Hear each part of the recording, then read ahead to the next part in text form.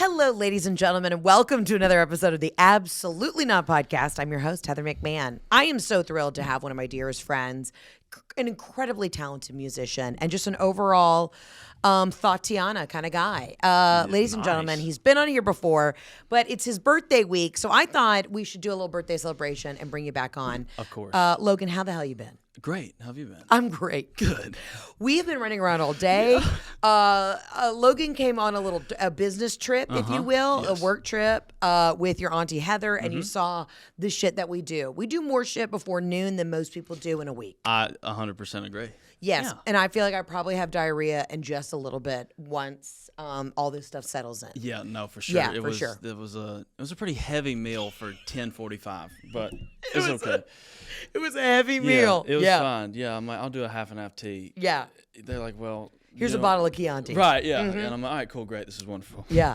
How the hell you been? Congrats on the new album. Thank you. It's so good, Logan. Thank you. I appreciate it. You know I adore you. You're so great in concert. You're so great live. But the album is so fantastic. And I love all the, the little nods you do to Georgia. Oh, of course, yeah. Please don't say Atlanta's my favorite song. That is a great song. I love that song. I always, we're in Atlanta right now.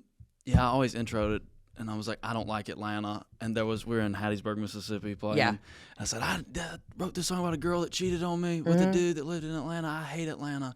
And as soon as I said that, I made eye contact with this guy in an Atlanta Braves jersey. And after the show, he walked up. I said, I'm so sorry. He said, it's all right, man. It's all right. It's all right. I get it. Okay, good. But no, it was fun making a record. Like it was great. So it was I think nice I asked you this last time, but I am still confused. The difference between a record, an album. I still don't get it, Logan. I feel like we went through this in depth last time. I think that this is how I think it works. Okay. I don't know. Okay. You have the single, right? Single. And then you have an album. And then you have an album. EP. You Right. do an EP. A record is, I think, any recorded music of any type at all. Okay. So if I go make a single, that could be a record. Because I think it's from back in the day.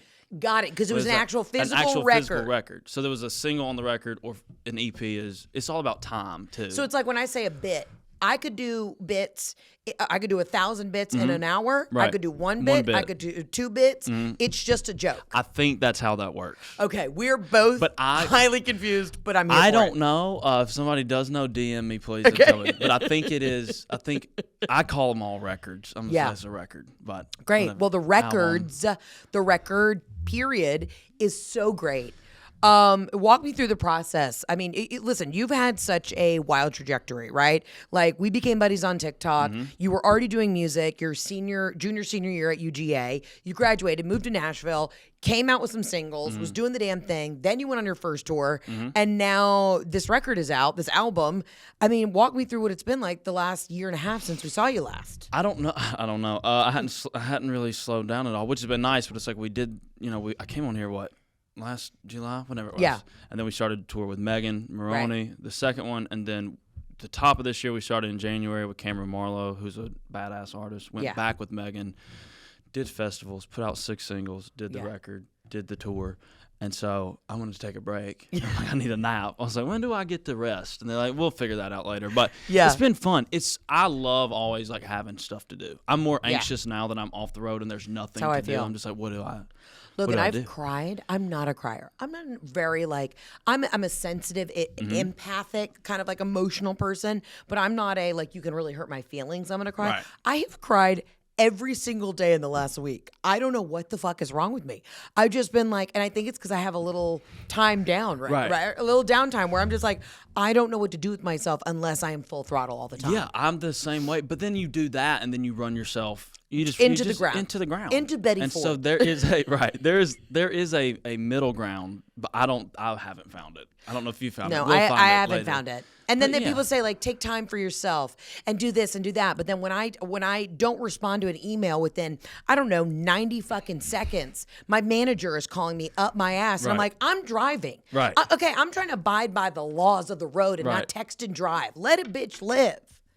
Oh my God. No. Wait, so let's talk about the road, because you came over to my house last night. You were having some wine. We were sharing war stories, but you actually went up in flames this year. Yes. Okay, what happened with the tour bus? Because I was on the road, and you sent me a photo of your burnt to the ground tour bus. Yeah. Let's talk about it. So at first it was a church van. So thank God it wasn't the bus. True. So we have a van. We have a trailer on it. We don't know what happened. We were Yeah, are we illegally allowed to talk about legally I think we can say that it happened, but I don't know what. Like we were going from Mobile, Alabama to Milledgeville, Georgia, my hometown, and we're driving down the road. Yeah. And then starts making a noise, pull over, it's on fire. So it's like, I don't know what happened.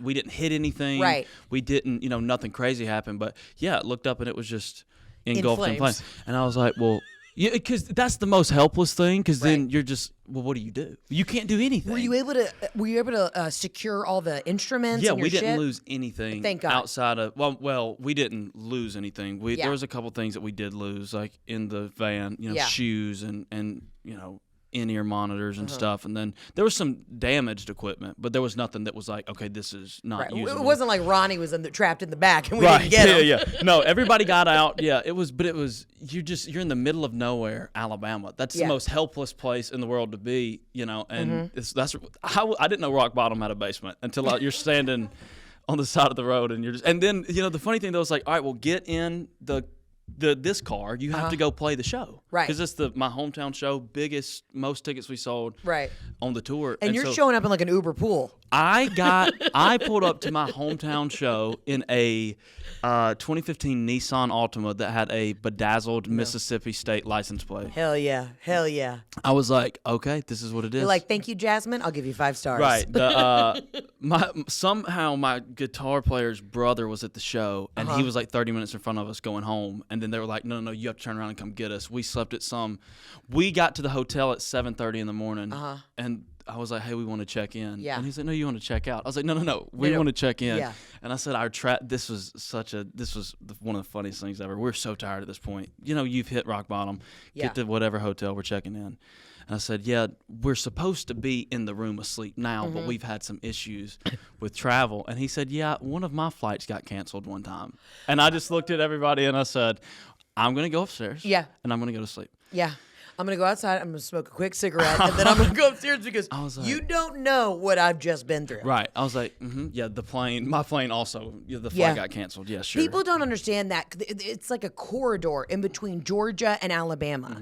I mean, listen, when I went to Ole Miss, they've even fixed the road since, but there would be 3 hours on the road where there was fucking nothing. And that's when my dad made me get a gun. My dad said, if your fucking little Jetta breaks down on the side of the road and you're in the middle of nowhere and some trucker pulls over with bad intentions, you need to be able to protect yourself. 100%. And that is solely why I got a firearm was for that 3-hour drive in the middle of fucking nowhere. It is nothing. It's like, and from Mobile, Alabama to Milledgeville, Georgia, you hit like maybe Montgomery, and then you hit one city. And Montgomery's already fighting for your life too. Right, and then you can't. There's nothing when you get to Georgia. You kind of hit Columbus, but you're not really. And then you like get to Macon, and you're just like, finally, there's people. There's people. And you're just literally emerge from the woods, and you're like, there's people. Yeah, no, it's this is the same thing like Nashville to Oxford. Anything out like in the southeast, there's just you're gonna go stretches of there is.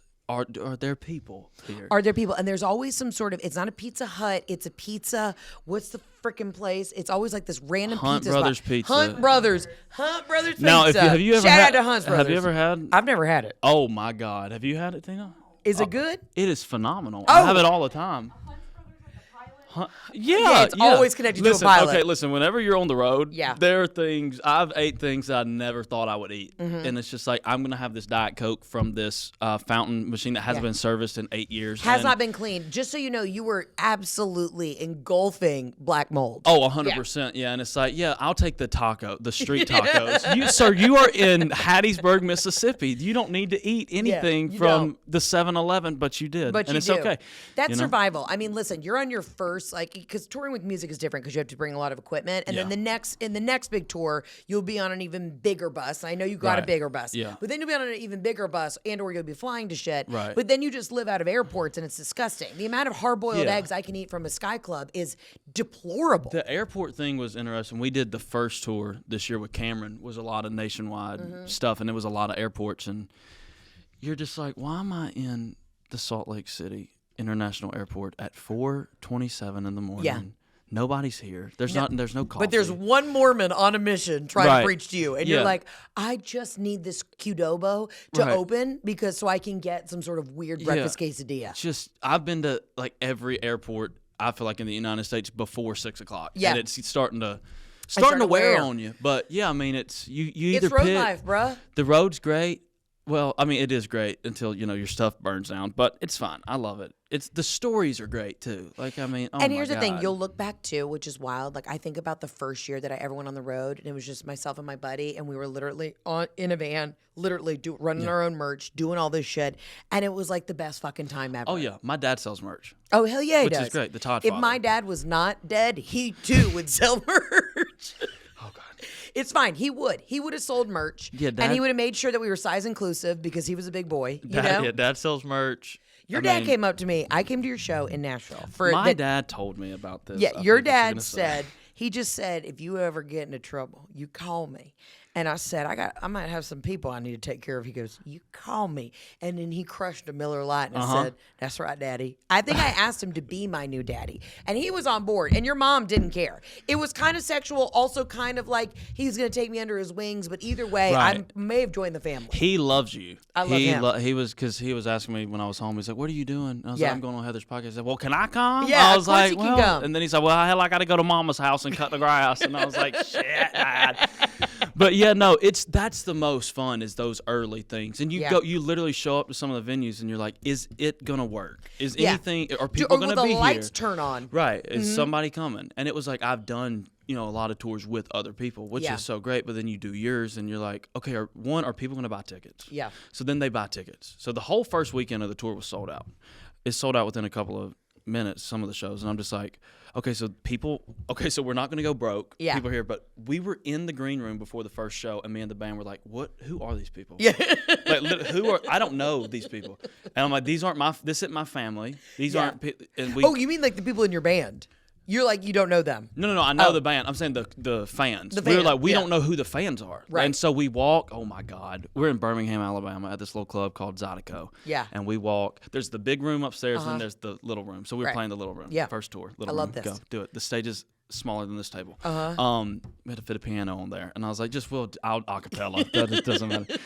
So we're walking down. We have security, which I don't need security. Yeah. It's me. We're walking down the stairs and we get to the side. Like the main door is where you go in to get on the stage. There is no backstage. There's no nothing. Oh, honey, you don't understand how many comedy clubs I've been in where I'm sharing the bathroom with the patrons. That's happened before. I have to do a pre-show nervous diarrhea, and I'm literally like, "Hey, ladies, I'm sorry. Can somebody zip me out of this glitter suit because I'm gonna shit myself?" So many times. They're just like, "You're the one," and I was like, "No, I'm not. Not right now. Not right now." We're walking down these stairs. We get to the door. Like our music's going. Like we're about to go on the stage. There is a lady that's standing there smoking a cigarette, drinking IPA. And she goes, "You ready?"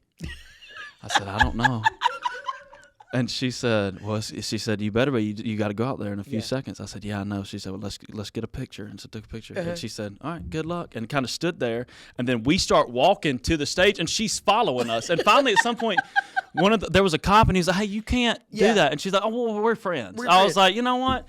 You did smoke a cigarette with me, so I guess we are friends." But it's those things. Yeah. We've had people get, there was a lady, real sweet lady. She came, I met her on a flight coming home from Canada, opening for the Jonas Brothers. And her and her husband showed up to a show. And they were supposed to be at meet and greet, but they missed it. And so they just walked backstage and they're like, "Hey," and I was like, "Hey, what's up?" Like, I don't care. "Hey, Linda, how are you?" Right. Now, if you're listening to this, do not try to come backstage because it may not work. But they just walked back there and I was like, "Hey, what's up? What are y'all doing?" But that's also such a Southern thing because that always happens at any of my Southern shows because they're just like, "Well, no, just tell her I also went to Ole Miss." Right. And it's like, "Hey, you know what, Claire, thank you so much for coming and bringing a charcuterie board. Right. But I also just need 2 private moments in my own dressing room." Right. It is a Southern thing. But see, I quit doing the meet and greets before the show because it was different in comedy. Like music, people can be drunk and loud and they can be talking through your set because at least they're singing along to the lyrics. Right. Comedy's a whole different ballgame. I would do these meet and greets at 4 o'clock in the afternoon and then then these women, the show wouldn't start till 7, so these women have been at the bar since 2:30 in the afternoon. They're blacked out. And then they would just talk to me the whole show, and I'm like, hey, I'm performing for the other 1,200 people in this audience right now. I don't know why you're just, they're just like, girl, and you're like, so I had to start doing it after the shows. Right. Yeah, we always do it before, but yeah, I don't know it's country music. Everybody's going to be drunk. Yeah, everybody's going to be drunk. And that's the beautiful thing. We played Eddie's Attic on this tour, which I love. Great venue. Great venue, and it was there was no tracks. There were there wasn't a drum set. Everything was just acoustic. Yeah. And so it was so much fun. But we're playing, and between one of the songs, there's a girl sitting right at the front, and she goes, "I have a question." And I was like, Oh, Q&A. Oh, let's go. I didn't know this was happening. She said, "What's your favorite bar in Athens?" And I have such bad ADHD. Yeah. I proceeded to name all 108 bars that are in Athens, Georgia. Yeah. And she's like, "Which is your favorite?" I'm like, "They're all great." She said, Yeah. "I'm more confused now than before I asked, but thank you." And then everybody is just they're sitting there watching me like I'm a small child, saying all the presidents standing on somebody's fireplace at your dad's Christmas party, and they're just like, "This is crazy that he knows all of this." And I was like, I told her, and then I was like, "Do you want to know the drink special?" She was like, "No, we'll do that after the show." Yeah, we'll do that after. So yeah, listen, but if you ask me, I'm the same way. If you ask me for a curated experience, people ask me that all the time. Hey, I'm going to Italy. Can you play my vacation? And then now the meet and greet is 45 minutes of me hooking this bitch up at every restaurant I've ever been to. My meet and greets are I love them. They're great, but I can talk. Oh my God, I can just talk. And so I'm sitting there and I'm like, well, I can make this meet and greet 5 hours if you want me to. We always do the Q&A like during the meet and greet. Some of those are weird because it's like sometimes they just won't ask you questions. And I'm just like, okay, well, I'm just going to start talking to myself, which is what I do generally anyways. Well, you and I are also the kind of people, there is no silence. There is no quietness. We can zip, zap, zop all fucking day long. Yeah, I was like, somebody asked me something. And I've been asked some that, I've had a lot of your fans come to the shows. Good, they should. And if you're listening to this right now, you better get tickets when Logan announces all of his new tour dates. And you better download that album. Yeah, go listen to the record. Papa needs money. Daddy needs money, because that's another thing. You came over. We're sitting at my obnoxiously large island in my house that my dad, on his deathbed, looked at my mother and said, "You'll never admit, but the island was too big." But anyways, that was a construction nightmare. Oh my God. But, it's nice.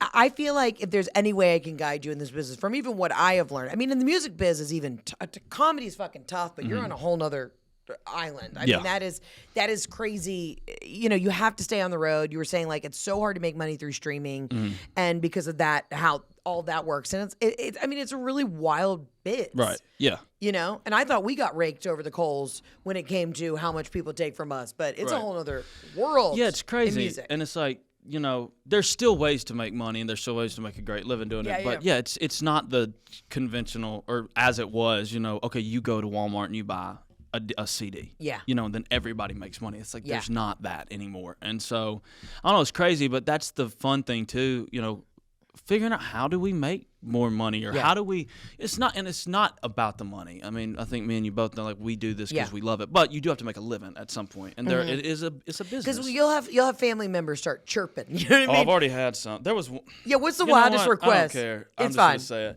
I had a distant cousin, not even by blood kind of cousin. It's always the distant ones, baby. Not even by blood, and she reached out, I think, to my mom or dad or somebody, and was like, "Well, why can't we get friends and family tickets for the show?" I said, "The tickets cost $8 fucking dollars. You can bring your whole neighborhood for under $150. Yeah.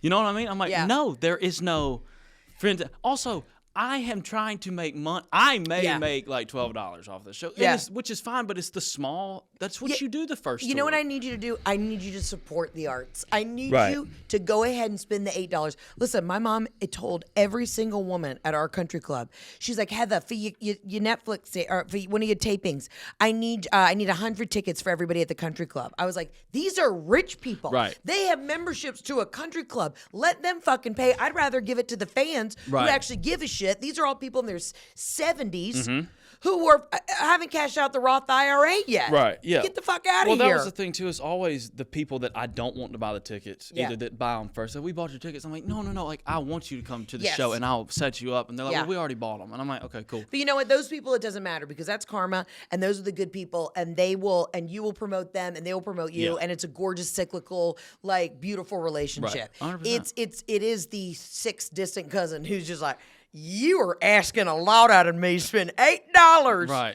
down in Milledgeville. Are you out of your mind? It's Milledgeville. You know what? Next time, just send a photo, and it doesn't matter that the van burned up, 2 years ago. You just send a video. Can't talk right now, and then just send a video or a photo of the torched bus. I'm gonna use that for a long time. Just say, "Yep, sorry, man, busy." Can I tell you? After my dad died, my dad's almost been dead 9 years. I will milk that shit till the day I die. I will go to a beauty counter in Neiman Marcus, and if I can muster up a couple of tears, I'll just tell him I got to get ready for Daddy's funeral, and then I get a whole bag of free Chanel shit. That's what you do, bitch. Because guess what? He's still dead. It ain't a lie. Your van did burn up. My van did burn up. Mm-hmm. We did. Yeah, we were stranded in Alabama. So the records come out. Mm-hmm. It's so incredible. What what have you learned through that process? I don't know. I feel like I've learned a lot about myself. Yeah. Because you start to write. You move to town and you're just writing songs to write songs because you need to, and you're trying to figure out how to get better at it. And I'm still not great at writing songs, but I have great co-writers, and I think it's that being vulnerable with the whole process and just being like, okay, well, this is what I went through, or this is what I'm going through. Let's write a song about it. Yeah. And just knowing what to say, knowing when to say no.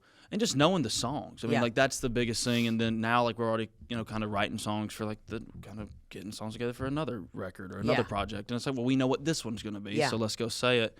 So it's more, which I like that because I feel like there was a time writing-wise for me that I was kind of in this rut of, I don't know what I'm writing about or for. I don't know who my fans are. I don't know who I am. I'm 21. I just moved to Nashville. It's I don't know what I want to say. And then once I figured that out, it got so much better because you go into the room and you go, this is what I want to say. And then everybody around you goes, great, and then you do it. I'm still figuring it out. I have always been a storyteller, and but now I'm realizing I'm just your point of view just gets more specific, and it just narrows down. For sure. Narrows down. Then you figure out, all right, what exactly am I saying? What am I conveying? What am I trying to connect with? Yeah. Your songs are fantastic, though. I appreciate it. It's cool to watch them come to life too. Where you go this was a work tape at 2 a.m. and you were probably too drunk to have made one, and then you turned it in, and then they turned that into a demo, into a an actual record, and then you go play it. I still don't know that. I still can't believe people know my songs. Yeah, which is crazy. Is that weird? A weird feeling standing on stage. That has to be so surreal. You're standing on stage and they're singing 2019 back to you. Right. Yeah, the first show on that tour that we did in Birmingham, it's we got out there and they were so loud that we could not hear ourselves in our ears because we're just we usually keep them at the same level, and all of our stuff is maxed out. Mine is going in and out. I can't hear anything. It just keeps going on and on. They're screaming. You're singing on the wrong verse. Right. I'm just what is happening? I literally was going on the stage. This is after the lady with the cigarette. We're going to call her Becky. Yeah. She, drank her beer with me, and then we get on the stage, and as soon as I step foot on the stage, it goes silent, and I'm just I know I'm supposed to be singing right now, but I don't know what I'm supposed to be saying. And so, you figure all that out, but it's weird. It's not weird, I guess, now, but it is so cool. That's always going to take my breath away, is somebody knows the songs. Mm-hmm. It's crazy, and it's whenever you can hold the mic out and they sing, which is great. Sometimes I get so out of breath. I'm y'all take this verse, damn it. Can I tell you my secret fantasy? If I didn't do comedy, I'm still a glutton for punishment, so I would have to still be a performer. Right. I always had a dream of being in a band. Mm-hmm. I didn't have to be a lead, but I'm such a music nerd. I would love to be in a band, but also I get so jealous of musicians where you get to give it to the audience. I can't. You know what I mean? Right. I'm talking for an hour and a half straight, and there are days where I'm I have nothing left in the day. Oh, for a long time, I was not able to do that. Mm-hmm. For a long time, if we had anybody show up and they knew one song, we'd get backstage, we start crying. Yeah. We're we made it. This is it. We did it. And then now they're all singing. But you saw that show in Nashville. Y'all came to that one. It was incredible. It was like that everywhere we went, which is awesome. It was so cool to see that, and they love the music and we love the music, and it's great. And I'm well, let's go make more, do it again. What's it like being in a band dynamic when you're on the road? You're in close quarters, you're trying to make it work. Everyone's driving each other crazy. That's just the way the road is. Yeah, we're all, the band is pretty tight. We're all pretty tight. We're all friends outside of it. But yeah, there's definitely days where you're hey man, why have you not brushed your teeth Yeah. this morning, Jesus Christ. Or like, Yeah. you don't You're breathing sit- too close. Right. Why are you sitting there? I want to sit there. Like that. We've never had a thing where it was like a falling out of like, Right. fuck you, I hate you, that thing. No, and it's different when like I'm the artist and like Yeah. they're the backing band, but I do love those guys. And so, but we, I think we do pretty well, not Yeah. getting on each other's nerves. But there's been a couple times that I'm just like, hey, if you don't quit smacking the whatever we just ate, Yeah. just shut up. I'm gonna. I did look at Dylan, my guitar player. I've looked at him a couple times. I'm like, if you don't shut up, I'm gonna fire you. Yeah, and yeah. he knows I don't mean it, but he Yeah. also knows I'm like, hey man, shut up. If you don't close your mouth while you're chewing Raising Cane's, I Right. will absolutely choke you out right now Right. in the back of this van. Yeah. And What are your creature comforts on the road? Like, what are the three things in your bag where you're like, I got to have these things. I'm not going to make it without it. Let's see. I don't. When we're doing like my big headlining tours, I don't drink. Mm-hmm. Yeah, So I don't smart. drink. Like I didn't drink for like 55 days when we Yeah. were on the tour because it was like Not that I anyone's didn't counting. drink. Right. Not that anyone was counting, but I was. It was like I didn't drink, for rehearsals, and then I didn't drink while we were on the road. I gotta have AirPods or I had used the wireless headphone or the wired headphones. That's all like the dingle dongles, as I call them. those are great. Terrible quality, but I still like listening to music through those. I need that. I need I have to have a wallet because I like to buy stuff, so I need that. Yeah. What else? Yeah. What are we doing? What did we buy with our first paycheck? I mean, do we have any luxurious moments, or just we're still in fight or flight survival? Yeah. My apartment still has window units, so I'm trying to I get out of that because summer in the South with window units is not. It ain't great. Yeah, it's not ideal. You're like, I'm just actually gonna go sit outside because it may actually feel better out there. You know what? Sit outside under the window unit and then hope Right. that the Let it drip. antifreeze just drips on you, and you're like, this is actually the most cooling thing I can do. Yeah, I'm about to say they don't knock you out. Yeah. I don't know. I have to have my boots for sure. Yeah. Oh, here's one thing. I have to have a belt. I'm a belt person. Okay, Like, let's I talk about don't- that. Yeah, I mean, like this is a this is a belt from Dollar General, Oh, and this is the hell best yeah. belt that I've ever had in my life. It's lasted me for over a year. We were playing a festival out in.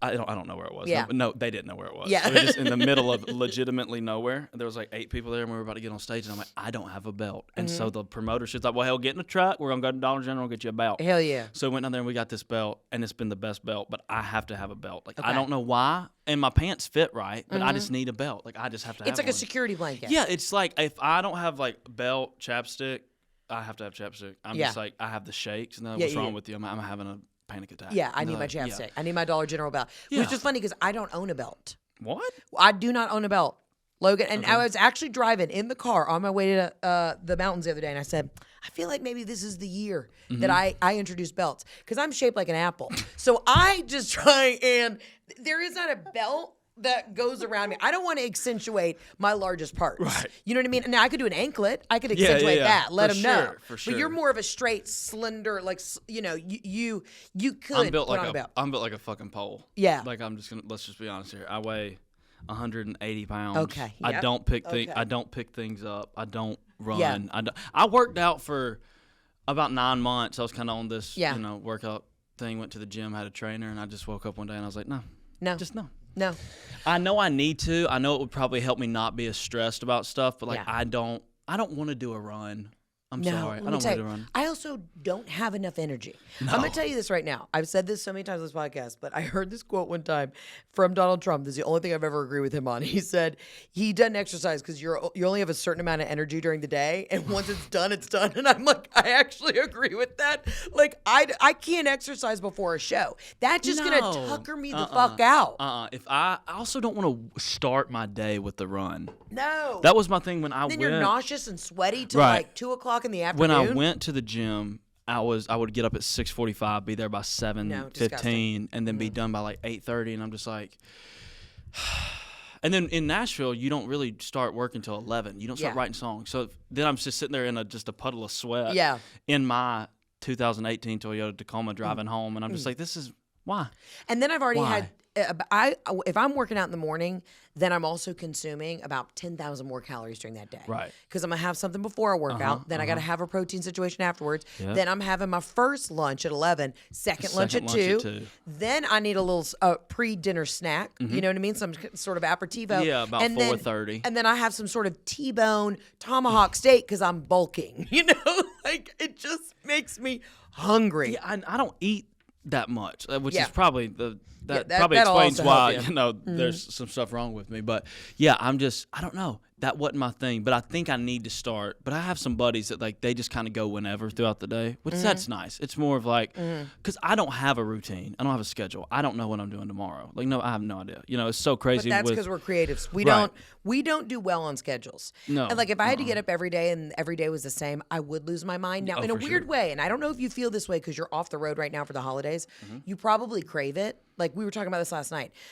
When you're in the chaos of touring and everything, it is just go, and you crave being home. You crave getting up and making the same thing for breakfast every day. But then when you're actually in it, you find yourself standing in your kitchen with your hand on your AC unit like, fucking kill me. Right. No, I feel the same way. It's such just a give and take business. And it's just, so I don't know. It's definitely trying to keep yourself at, I guess, equilibrium where you can just go whatever way. But yeah, no, I love the road, but I also like being home. But I also hate being home because I'm sitting on my couch and I'm just like, well, I guess we'll watch Pirates of the Caribbean for an 8th time this week because why not? Why not? What else are you going to do? And that's the other thing. You'll find the creature comforts where I have my shows where, I was never like a Friends person. I was always a Seinfeld girl. So I have to watch some version of a Jewish comedy before I go to bed, whether it's Curb Your Enthusiasm, whether it's Seinfeld. Great. That's what calms me down. Okay. It is that I just need to turn it on. I know the formula of the show. I know exactly what I'm going to get. But speaking of going home, all right, the holidays are coming. I feel like you growing up in Milledgeville,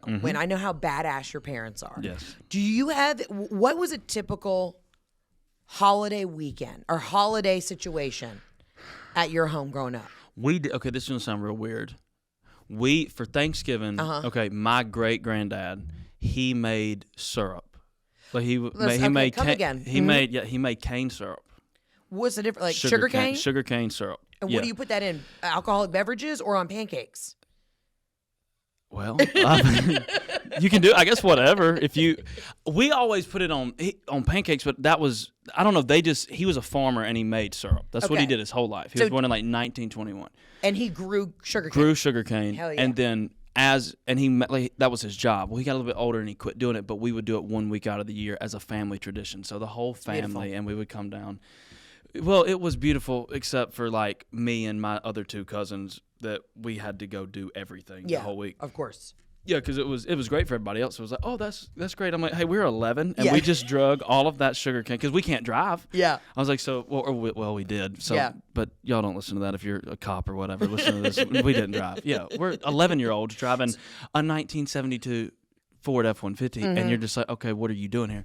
But we did that, still do that. I'm actually doing that this weekend, which will be fun. So walk me through that process. You grow it, obviously. You strip it, which you pull the leaves down. Yep, you cut it down, and then sugarcane kind of looks like bamboo almost. Yes, right? it does, very much. And so. then you put it through the masher thing. Yes, and then it gets all the juice out, and then you take the juice and then you put it through like this kind of filter thing, and then you cook it. You boil it for like 6 hours. And then it starts, as it gets hotter, you kind of move the temperature around, you watch it, whatever, and then you take it out, you pour it in this big ass vat essentially, with some other things in it, like I don't know what it is exactly. I should pay more attention. I just know what it looks like. Corn something, not starch, something like corn that. Corn syrup? Do you mix it with corn syrup? Something. Okay. I don't know. I need to call my dad. Okay, call your daddy. And then you put it in bottles, and then we don't sell it anymore. We used to. But all my uncles, like that was their job. Like they had to like make sugar cane. Yeah, they had like sugar cane companies. Yeah, that's what they did. Wow. So they did that. So we do that as like a family tradition thing. So we would do that. Christmas, for Thanksgiving. And then and what is our Thanksgiving spread? Because being out in Milledgeville, are we doing fried turkey? Because I imagine pulling up to your house and knowing your family, how I do, because they're such great people. I imagine somebody's had a few too many Bud Heavies.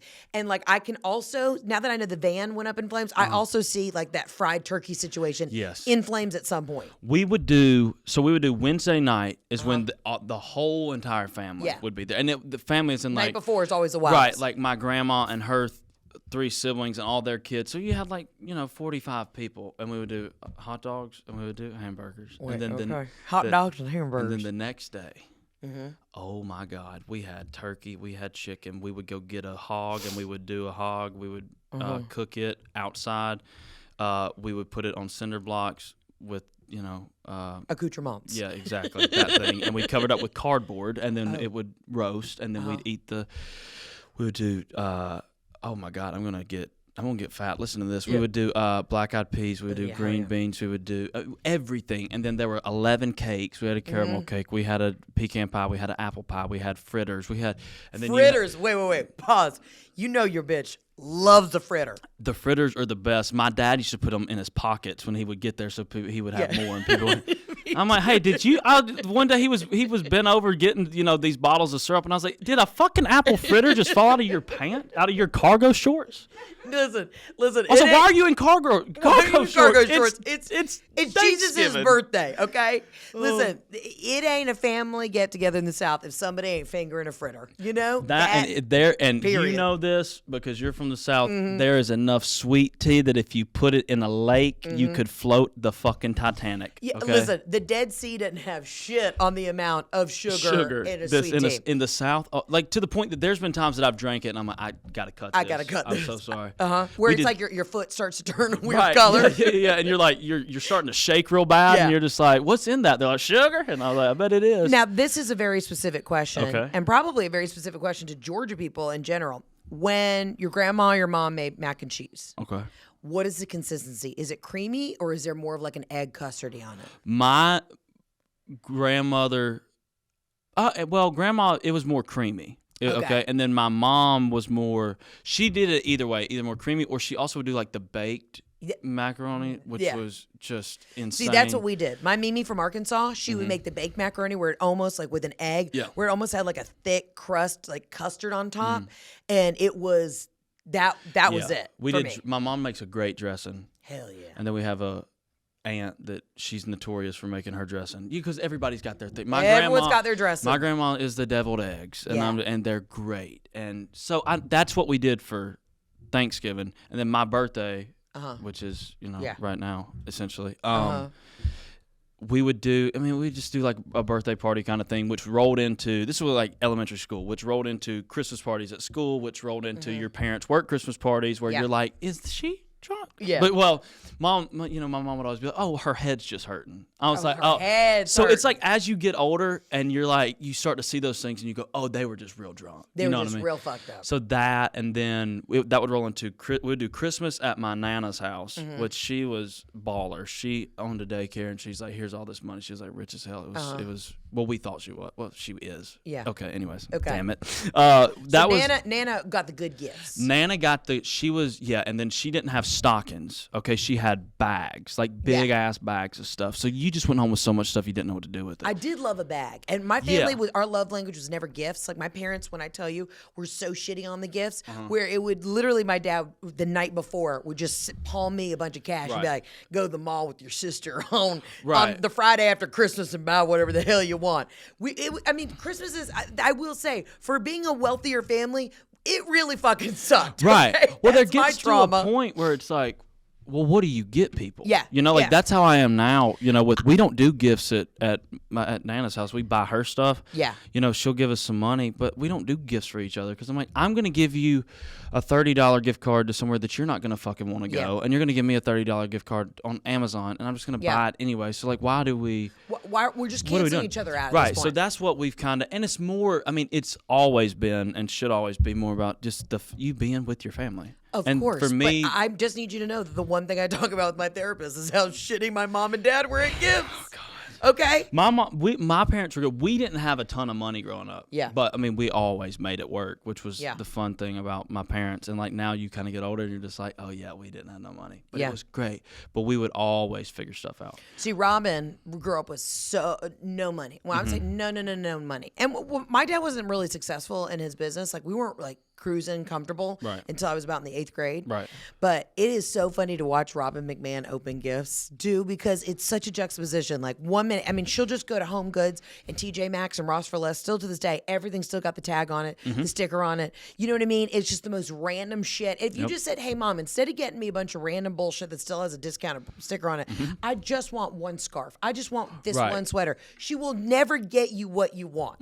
It is like, I've sent you the link. It's on discount. She's still going to find some bootleg version of it because that's Boston Robin. 100%. Yeah, now it's a thing where my sister's in college, so, you know, my mom and her, like, you know, this is what I want. They'll text back and forth. And Mom's like, what do you want? I'm like, I don't need anything. I was like, because if I need something, now I just go buy it. Yeah. If I need clothes, I go buy it. If I need a guitar, I go buy it. Like, I don't know anything I need. I'm like, so. You don't need anything. And the more that I'm, like, gone on the road and I don't live in Georgia anymore and I'm not around my family, I'm like, I really just want to sit here with y'all. And bullshit. And about to say, and just like drink some wine or drink some beers and just talk shit about people. Like, really, that's all I want to do. That is the greatest gift Santa can ever give me, is for everybody in my family to get along and for us to sit on a couch, get really fucked up, and talk so much shit about everyone. That is the greatest gift. That is the reason for the season. I'm real lucky that all of our, like, my family gets along real well. Like, we're real close, you know, and my grandmas were all real close. I'm like, that's what I would rather do. Just sit around and do that, you know.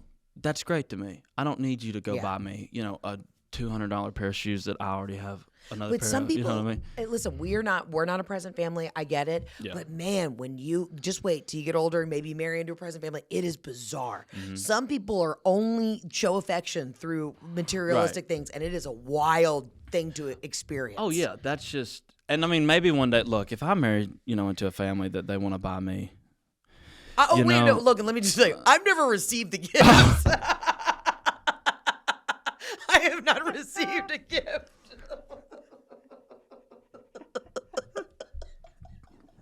There have been. It's just on the receiving end. But continue. Yeah, but either way, traditions. It'll be great. Yeah. I love a holiday tradition. So were you a Christmas Eve? Because we still go hard on Christmas Eve. Christmas Eve, we go out to our big dinner. We have a big meal at our house, and then Christmas Day we just cruise. You know what I mean? Or is it everyone's coming over on Christmas Day? Like, we still, if we do presents, we'll do them Christmas Eve. We're more Christmas Day now, which is nice. So my grandma, my mom's mom, well, Nana is what we call her. She'll come over on Christmas Eve. We'll do, you know, whatever with her. Yeah. You know, Santa Claus comes, all the different stuff. You know, and then, he's real. Yeah, he is very much so. And then on Christmas Day, we'll be at our house or my aunt's house, and my grandma will come up, and then she'll stay the night, and then we'll do Christmas Day with them, which is nice because it's very just like, you know, this is what it is. We don't live far from each other, and it's easy. It doesn't feel like it's a hassle to get everything. And again, we don't do the gifts like we used to, so we're not loading up a bunch of shit in the back of the truck, and then we're not mad at each other because you forgot to get, you know, Aunt Peggy her damn gift card to TJ Maxx. She doesn't want to go to TJ Maxx. She wants to go to Belk. Okay, damn it. Let me tell you what. So and there is such a definitive line between a TJ Maxx gift and a Belk gift. 100%. Belk is the Neiman Marcus of the South. Yes. I still go to a Belk or a Dillard's, and I crush a Dillard. Belk last Saturday. My buddy got married, and I was like, well, what? I mean, I already have my clothes, but let's just go look and see. Let's go peruse a Belk. And I was just like, oh, that suit looks nice. I may do it. And then I was like, I don't need it. Yeah, I mean, Belk's always had a supreme, just the best Clinique counter. Yeah. Just letting anybody out there know. My grandma goes there to get her makeup. Hell yeah, she does. She always will, you know? And she calls it Belks. Belks. It's plural. Yeah, the Krogers. The fucking Krogers. I never understood. We were never Kroger people. We were always Publix people. But a lot of people love the Krogers. It is plural.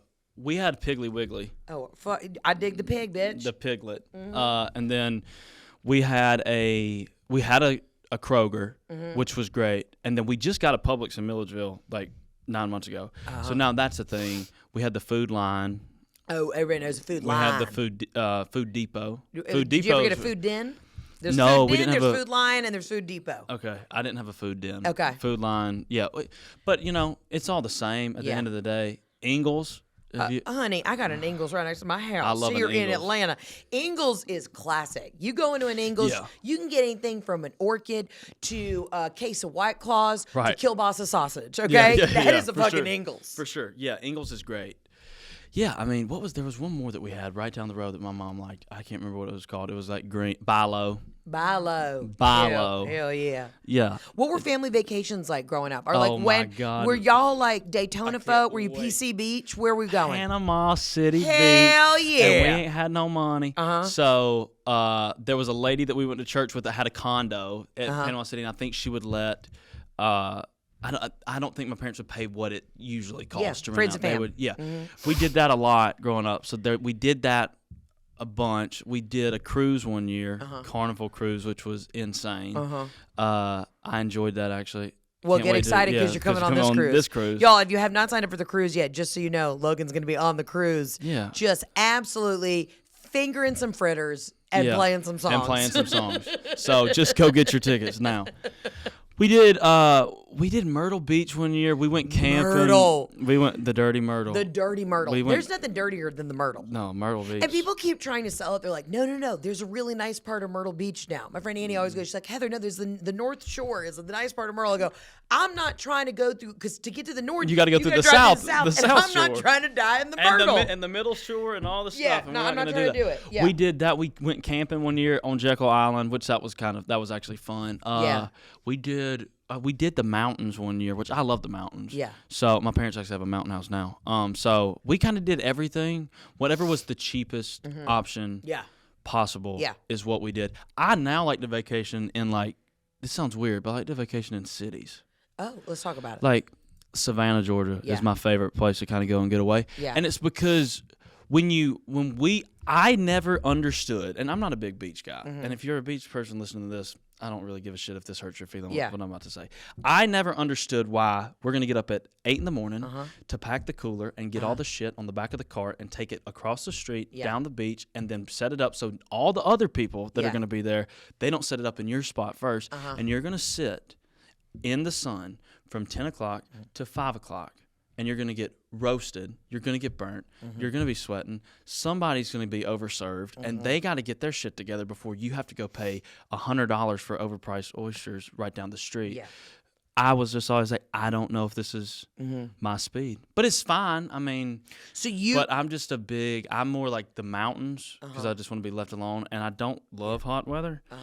Or like Savannah. Yeah, I can tell you're starting to look like Dracula. I think we need to get a little sun kiss on the cheeks. Yeah, I know. Look, you're blending into the walls these days. Good. We got to get a little sun kiss. Yeah, I know. I get so tan during the summer, and then I start. Yeah, everybody's like, you don't look, as tan as you were. And I was like, yeah, because my job is to get on a stage when it's dark inside of a bar and sing to people. Don't realize that one of the problems about doing what we do is there are some days you never see the outside. No. You maybe walk from your car to the back of a theater. You go in there at 3 p.m., do sound check, you're backstage, working on the show, and then you reemerge at 2 a.m. You never see the sun. I watched Celine Dion's documentary. So good. So great. But she said the thing, her sons are like, what's your favorite place you've ever been? And she was like, what would you think if I told you that I've been all around the world, but I've seen none of it? It's like there are days that you don't.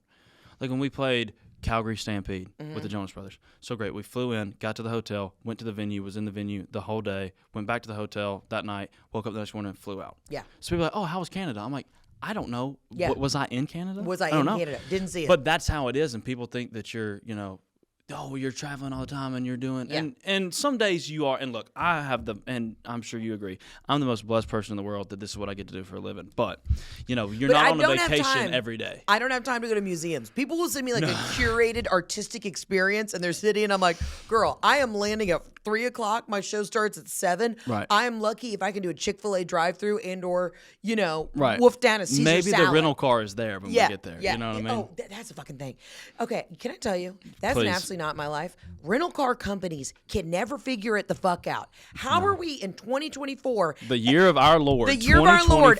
We roll up President's Club, gold, all the things, and they just never have the car. Yeah. I don't understand what the system is in the computer. I mean, are we not scanning the cars so the Tahoe's back? Like, they never have the car that we need. The thing I don't like, and this is probably going to be a niche thing, but you may understand this.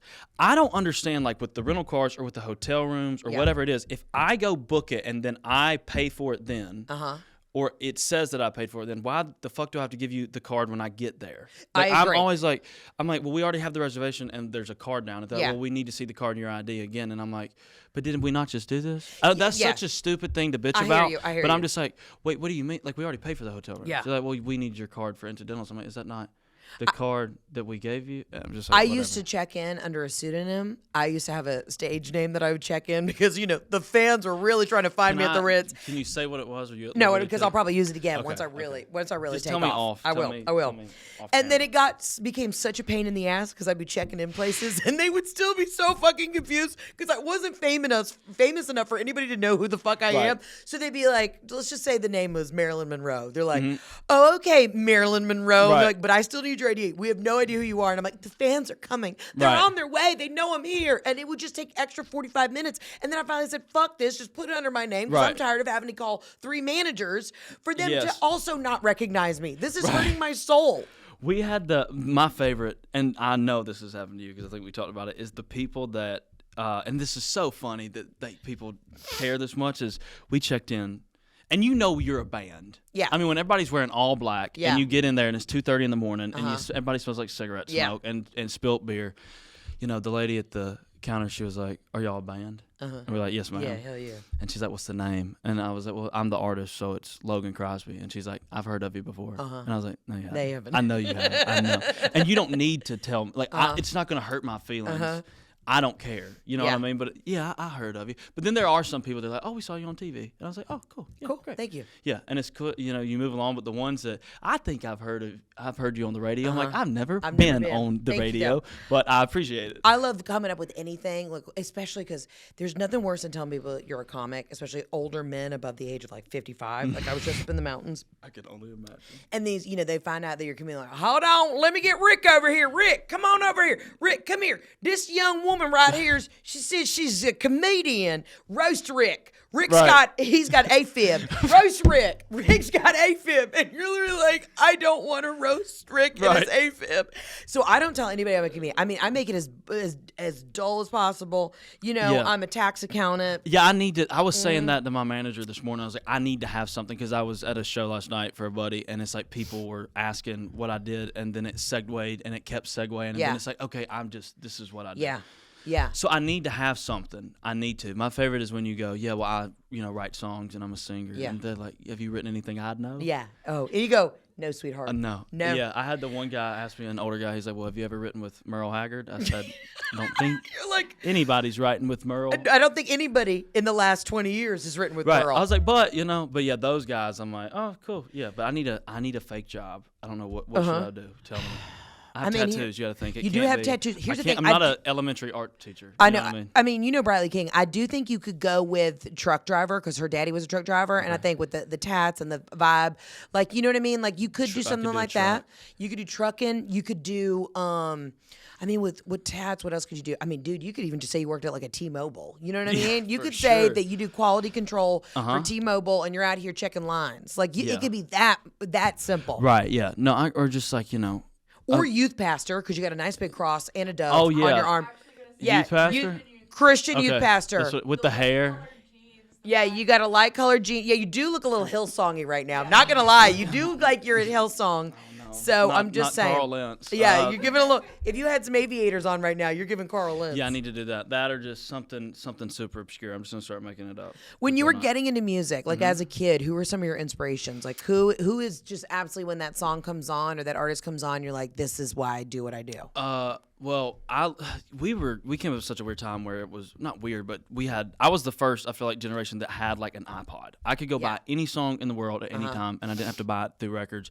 I listened to Luke Bryan. I listened to Adele. I listened to Sugarland. I listened to Otis Redding. I listened to Aldean. I listened to everybody because Georgia also had such a rich music thing going and still does. And then as I got older, it was like Stapleton, Luke Combs. Like those were my guys. So, and it's cool now like to actually write with Luke's company, which is like an awesome full circle moment for me. But I listen to everything all the time. I mean, not everything. There's some songs I'm like, I don't like this. But most things I'm like, I like. And I want to listen to all kinds of different music. And I'll go from pop to country to Christian to jazz sometimes, whatever. You just do it. You know, I Just love a do the little whole thing. cocktail jazz. But When yeah, if I had to pick if there was an artist that if I met, I would probably pass out, it would be Chris Stapleton or Adele. Really? Yeah. Like blackout, wouldn't be able to form words. I met John Mellencamp. Mm-hmm. I know we're probably running too late. No, this you're is gonna fine. be my last story. You're fine. We're good. There was a party in Nashville for season 3 of Claim to Fame. I went since I lived there, and I was on season 1. Saw everybody, so I meet his son. His son Hud was on this season of Claim to Fame. So I'm walking out of the bar, and I see John Mellencamp get out of a car. Mm-hmm. Hud's like, "Hey man, come over here." So I walk over there. Well, about that time, he turns around to talk to the driver, and it's just me and John Mellencamp, just kind of looking at each other, and I couldn't say anything. And he was like looking at me like, this idiot wants to talk to me, but he can't get any words out. And so HUD had talked about sending me some Mellencamp whiskey for the road. So he turns around and said, "I'm going to send you some whiskey soon." And I was like, "Yeah, I'd love to drink y'all's whiskey." I love to drink whiskey when we're on the road. I don't drink when we're on the road. And then he's like, "Well, it was good to meet you, man. I'll see you soon." I was like, "It was so great to meet y'all. Have a great night." And I get my Uber picks me up, and he's like, "Where are you going?" I was like, "Off a fucking bridge, if you don't mind." You're like, my voice just cracked I in was front like of in front Mellencamp. of John Mellencamp. John Mellencamp probably was like, he probably has no idea who I am, but I don't care. It was still the most embarrassing moment. And I called everybody the next day, and I was like, "I met John Mellencamp," and I sounded like cracked. an 8-year-old girl. When did you know you could sing, and when did you learn how to play guitar? I still know how to play guitar really well. Great. I learned guitar when I was in high school, like senior year of high school. I kind of sang always growing up, but like never had any like success with it. And I didn't really want to do it, But when I was a sophomore in high school, I sang at the prom. Oh yeah, you did. Because there was a skit, and it was. The theme that year was Mardi Gras, which why they let a bunch of 17-year-olds go to a Mardi Gras theme. But this is Milledgeville, Georgia. Doesn't matter. Yeah. We're not going to ask any questions. Ours was a night in Atlanta. Oh. Yeah. It was great. A night in Atlanta, but also Mardi Gras themed? No. Ours was the next year. Oh, got it. Yeah, the next year. Got it. So I was skipping class. The teachers had like written the skit. They were walking by, and they said, "We need somebody that can sing." I said, "Oh, I can sing." And they're like, "No, you can't." And I was like, "Yeah, I can." They're like, "Well, sing something right now. Sing House of the Rising Sun." Yeah. And I was like, whatever. Yeah. They're like, "Oh, good enough. Who cares? Whatever." So it comes Friday. I go out there. I am dressed as the frog from Princess and the Frog. Hell yeah. Thought Bubble. I'm not the frog. My friend is in a frog onesie that they got from Walmart.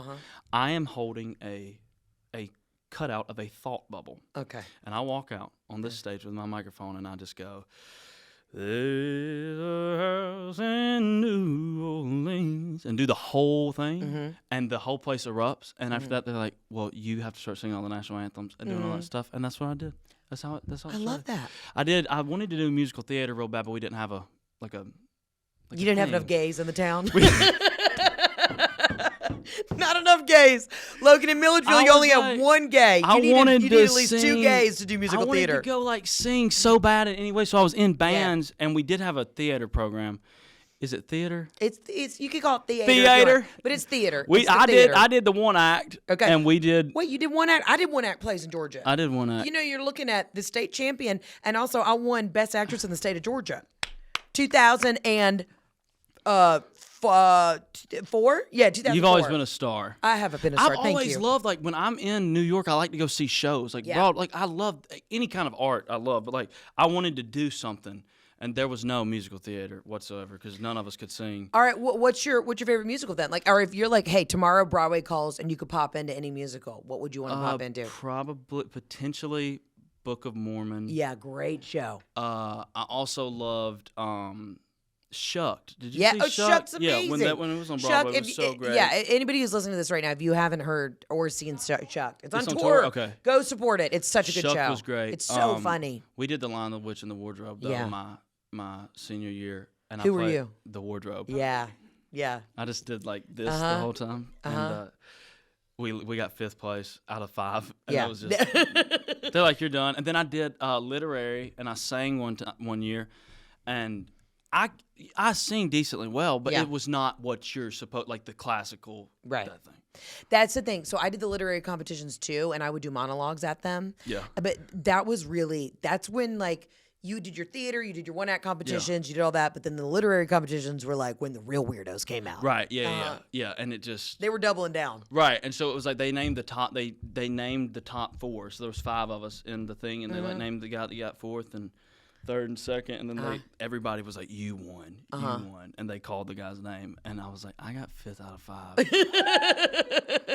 And then, but that didn't let. But then that's whenever I did the speech in the bus on the way. I'm like, I'm gonna be an EGOT one day, and it doesn't matter, and this is just a bump in the road. And I was like, "Hey man, you're 16." You just tried to sing Ave Maria in the wrong key, because you didn't know anything else to sing. Mm-hmm. Yeah, no. But you couldn't even pick out Italy on a map if you needed to.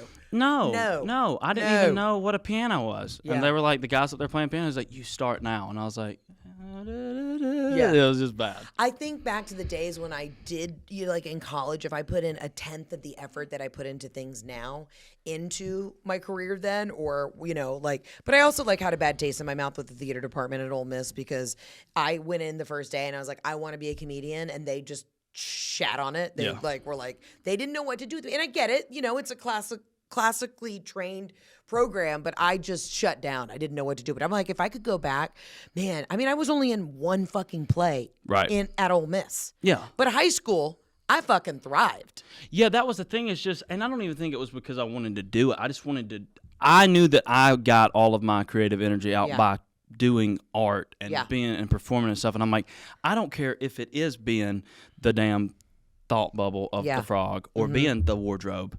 I want to be on a stage or singing at church on Sunday mornings, or I just want to be on a stage and sing. It doesn't matter. But there were not a lot of opportunities in Milledgeville to do so. Well, hey, it's wild. Full circle. Now you're doing it, and now you've written an incredible album called 2019, and you have a song that's dedicated to where you grew up in Milledgeville, Georgia. Mm-hmm. It's called Ain't No Georgia. Ain't No Georgia. Yeah. And it is, the lyrics are so incredible. You talk about you've been to New York, you've seen the things, you've gone all over, but it's not like where you're from in Georgia. 100%. And there's that feeling of coming home. And it doesn't matter, Logan, the world is your oyster. You're still so young, and it's annoying to me. Again, you were so far ahead of it. I didn't have any success in what I was doing till I was 33, or no, I mean, maybe 30. So it's you are just, it's only going to go up from here. You're just crushing it. And the fact that the music is so good and the tour is so great. And I just think you're such a great human, and you're so talented, and I'm just rooting for anything that you do. I appreciate it. Where can everybody find you, and what should they do? Download the album, keep it running. Yeah, what do we want? The album, stream it all day. Send it to all of your friends. Play it at work. Make your kids listen to it, even though they don't want to. It doesn't matter. That, and then Instagram, TikTok, Facebook, all the stuff. Just look up. I think because we're coming up on the new year, I would be upset with myself if we didn't sit and just have a audible, a verbal vision board of next year. What do we want to do next year? What are we accomplishing? I want to do another tour. Yep. Maybe 2. Why not just do 2 tours? I want to do another record. Okay. For sure. So is that a single or a full album? Another album. Okay, sorry. Great. Okay. One singular song. Okay. I want to do that. I want to do some cool festivals, which I'm sure we'll do. We're doing the cruise, so that'll be great. I need to learn how to swim. That's on my vision board. Hold on. We got to talk about it. You don't know how to swim? I know how to float, but I'm not a good. I grew up on a lake. My dad just kind of threw me in, and it was just kind of you figured it out.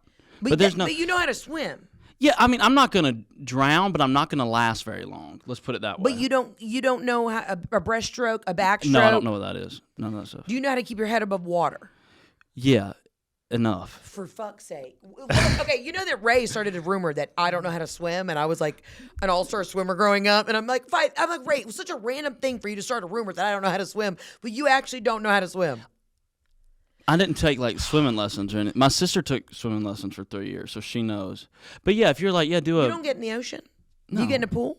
Yeah, I'm 6'1", so I don't. So I'm you just can kind be of deep in and still be in the pool, right? But no, I'm not gonna drown, but I don't want to be. But I don't want to be in the water. Let's put it that way. Okay, well here's the thing: you're gonna have a guitar strapped around you. We'll do the life vest and the guitar, okay? Because I'm not taking any chances with you. No, I'll be fine. The one thing I really don't know how to do, and this is embarrassing, and I can't believe I want to say this, I don't know how to ride a bike. I literally have no idea. If you handed me a bicycle right now, I would go, what is that?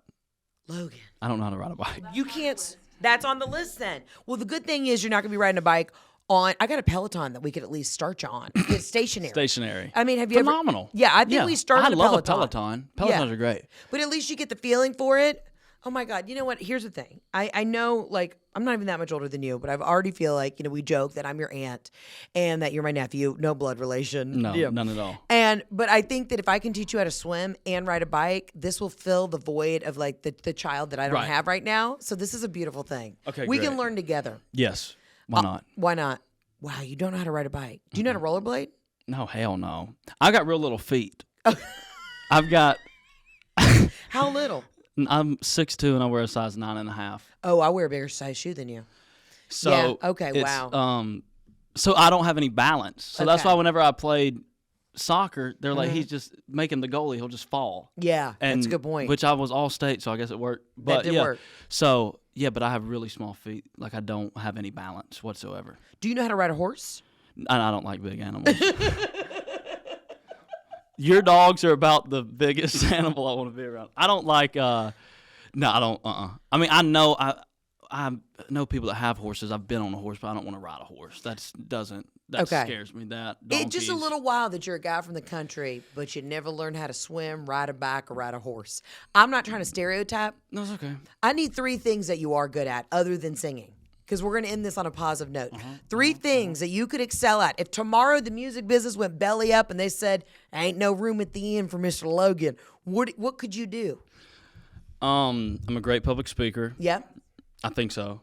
I am, hold on. It's okay. Take your time. Yeah. Take your time. There's no rush on this.